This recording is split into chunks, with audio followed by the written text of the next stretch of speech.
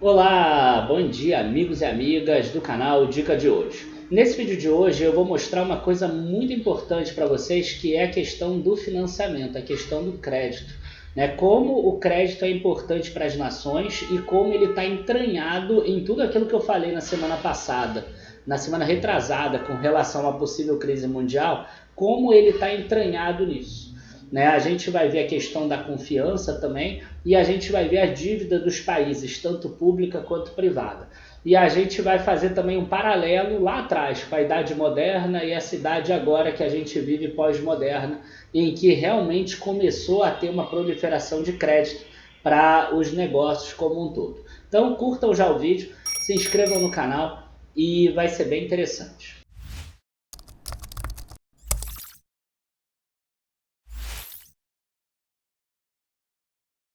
Bom, gente, a primeira coisa que eu tenho para dizer para vocês é o seguinte: eu quero que vocês voltem um pouco no tempo. Lembra da época da escola, quando tinha as grandes navegações? Então você tinha Espanha e Portugal.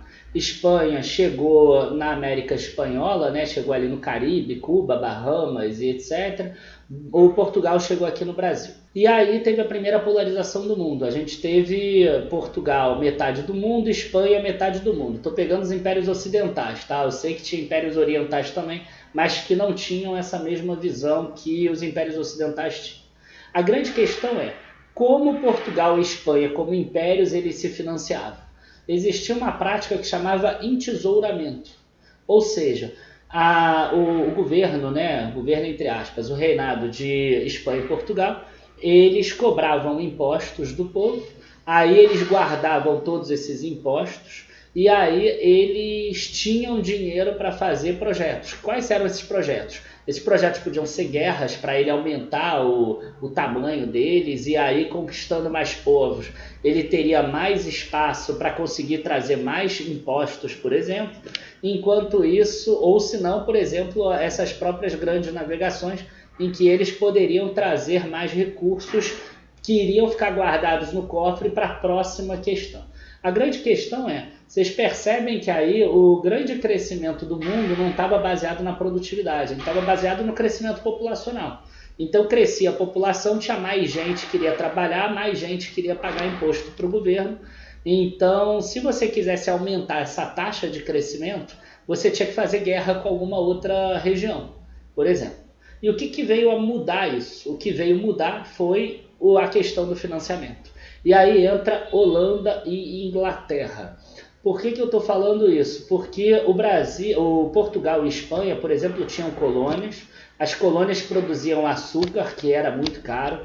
As colônias tinham ouro depois de um tempo, que foi encontrado. Essas colônias depois ainda descobriram que tinha petróleo, mas aí já não era mais colônia. Mas enfim, elas tinham riquezas naturais em que foram extraídas, que foram levadas para Portugal e para a Espanha, e mesmo assim a gente viu que num primeiro momento lá no século XVI, 17, a Holanda acabou sendo a principal força no mercado, tanto que a Holanda conseguiu controlar aqui uma parte ali no Recife por um tempo, com Maurício de Nassau, e a gente teve a Inglaterra depois, a Inglaterra sim que ainda conseguiu conquistar toda a parte da América do Norte, onde é os Estados Unidos e o Canadá de hoje.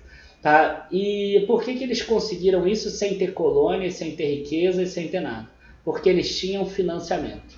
O que acontecia? Se alguém emprestava para o governo da Espanha, o governo da Espanha ele não se incomodava de ficar sem pagar. Ele era o imperador, ele tinha todas aquelas pompas.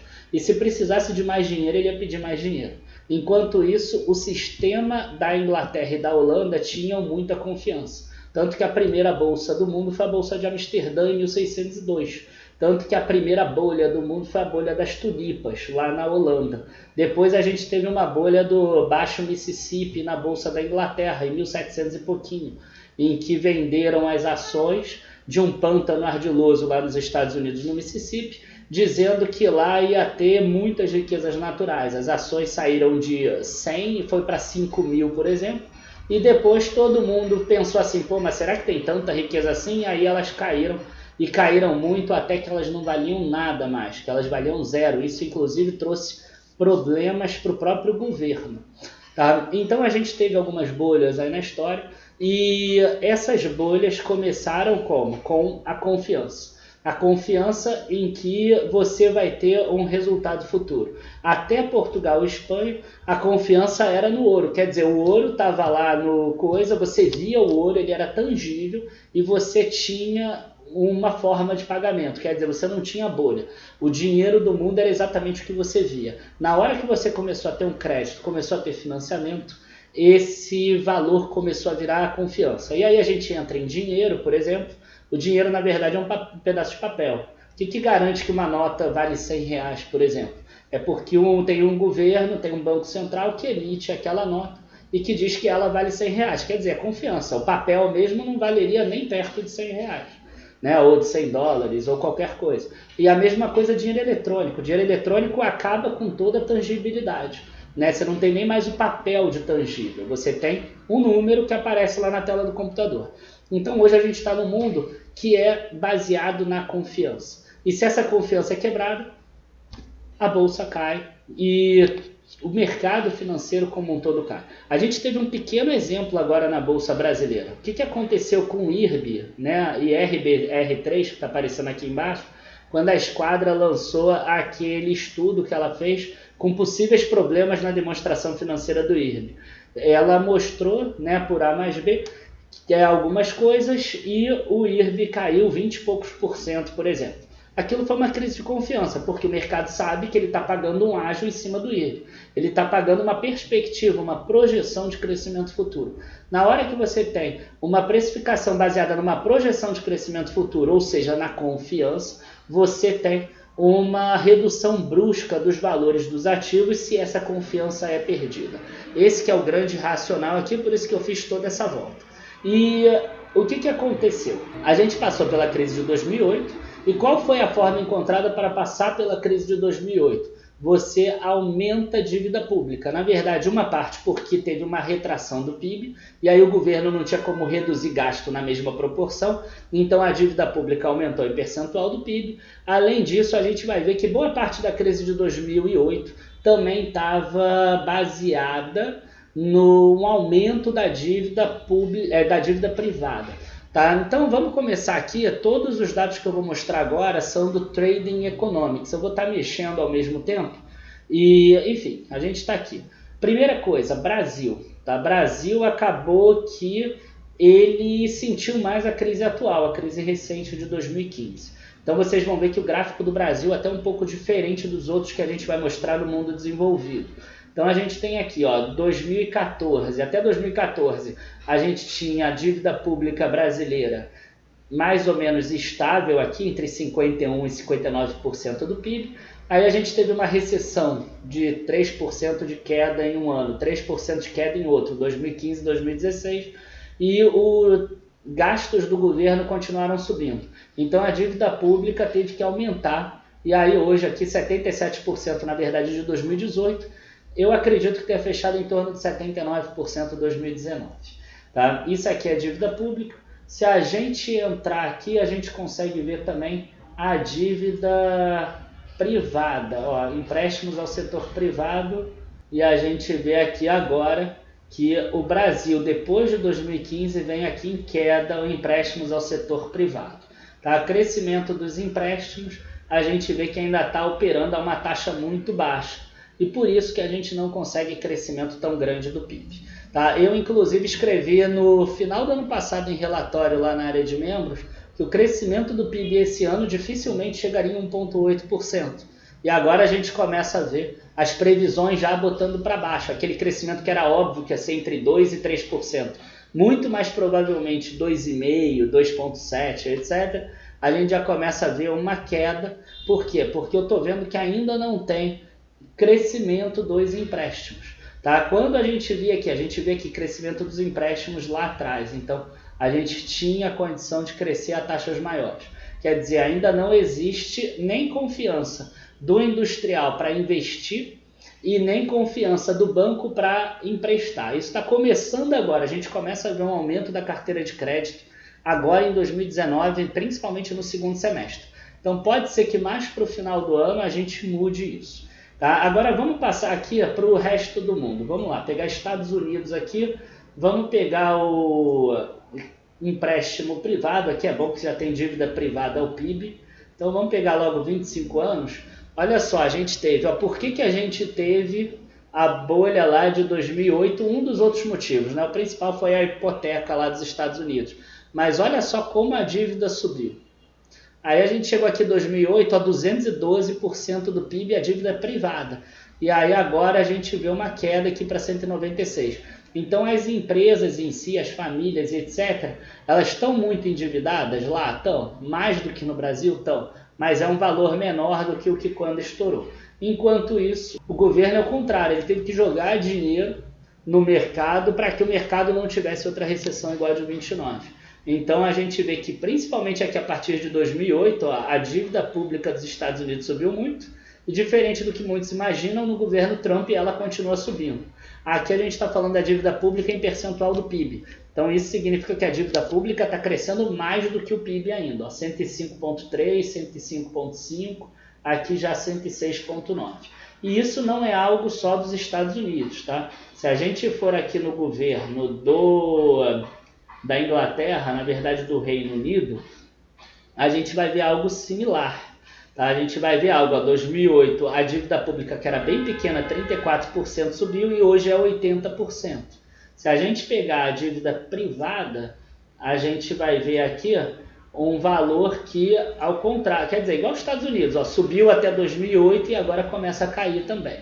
Tá? Vamos pegar, por exemplo, o Japão, que entrou aí na mídia por causa dessa queda aí do PIB que acabaram mostrando há pouco tempo atrás. Então a gente tem aqui o governo do Japão, que tem uma das dívidas públicas maiores do mundo, e eles conseguem ter essa dívida pública tão cara, tão grande, porque, primeiro, eles têm uma taxa de poupança muito grande, e segundo, porque a taxa de juro dele é menos 0,1%. Então, eles têm aqui 237% do PIB de taxa de juros, de dívida pública, e a gente vê que de 2008 para frente também teve um crescimento forte. Né? Já a dívida privada, a gente vai ver que também teve um crescimento lá até 2008, e na verdade não, o Japão é o contrário, a bolha do Japão foi lá atrás, foi em 1990, tanto que o Japão ele ainda tem um índice menor do que ele tinha lá atrás, há 30 anos atrás. Né? O índice da Bolsa do Japão vale menos do que há 30 anos atrás. Então a gente vê exatamente isso, a gente vê uma queda aqui da dívida privada em relação ao PIB do Japão. Há pouco tempo atrás a dívida pública passou a privada em relação ao PIB no Japão. Se a gente pegar alguns países que tiveram problemas recentemente, vamos pegar por exemplo Portugal, tá? Que teve dificuldade para pagar a dívida e etc. Aqui, a gente vai ver algo similar com o que está acontecendo nos Estados Unidos e com o que está acontecendo na Europa. A gente vê crescimento muito grande da dívida pública a partir de 2008 e agora começa a conseguir reduzir aqui alguma coisa. Né? A gente tem aqui dívida privada ao PIB. A gente tem também, cresceu em 2008 e agora cai bastante aqui. Tá? O que eu quero mostrar com isso? Eu quero mostrar que hoje a dívida do mundo, até por causa dos juros baixos, ela é a maior de toda a história. Hoje a dívida, ela é aí, em alguns países, né, como a gente viu, se somar dívida pública e dívida privada, até mesmo 4, 5 vezes a riqueza que é produzida globalmente, né, produzida naquele país, por exemplo. E provavelmente a gente vai ter aí uma dívida mundial em torno de 2,5, 3 vezes o que é produzido globalmente. Isso só é possível por quê? Porque a gente tem taxa de juro muito baixa e porque a gente tem confiança no sistema. Então a gente fica numa linha muito tênue. Quando essa confiança abalar, e essa confiança pode ser abalada por qualquer coisa, a gente pode ter uma reprecificação para baixo.